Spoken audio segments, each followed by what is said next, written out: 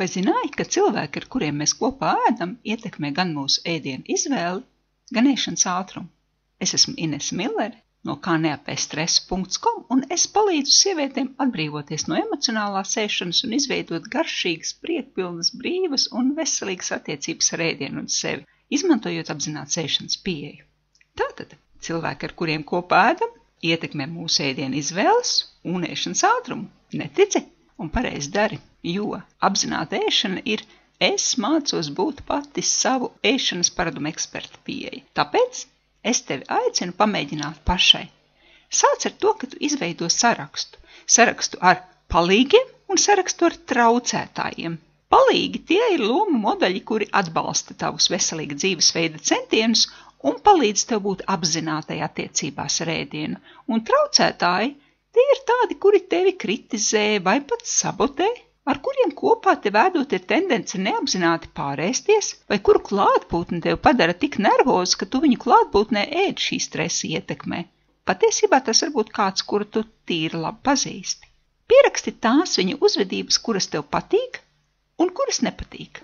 Un padomā, vai tu ēd vairāk tad, kad tu esi viena, vai tad, kad esi kopā ar citiem. Vai tavi draugi un ģimene palīdz taviem pūliņiem, mainīt ēšanas paradumus un izveidot tādus, kurus tu vari saglabāt nākotnē, vai traucē taviem pūliņiem. Varbūt tavs partneris sabotē tevi un nes mājās kārumus, piemēram. Varbūt tavā dzīvē ir cilvēki, kas uzbāžas ar ēdienu, spiežot tev ēst tad, kad tu neesi izsalkusi.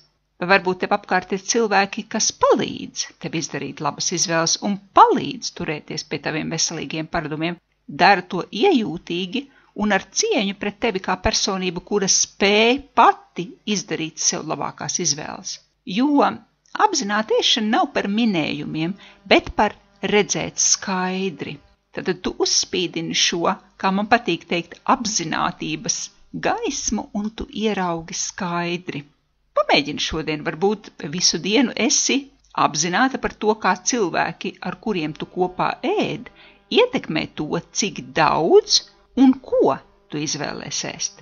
Varbūt tu gribi paeksperimentēt un atdarināt kāda cilvēku uzvedību, kura tev šķiet atdarināšanas vērta.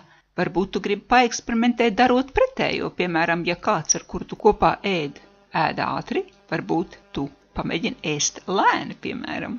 Atceries, ka apzināta ēšana nav par pareizi vai nepareizi, bet par izvēlēm, par nederīgā atmešanu un prasmīgo uzvedību turpināšanu. Baidies eksperimentēt un arī kļūdīties, jo kļūdas patiesībā ir iespēja mācīties no pieredzes. Un kļūdas ir tāda dabiska jaunu prasmi mācīšanās daļa. Katra kļūda, ja mēs paliekam pie šī vārda kļūda, ved tevi tuvāk savu vajadzību ekspertu.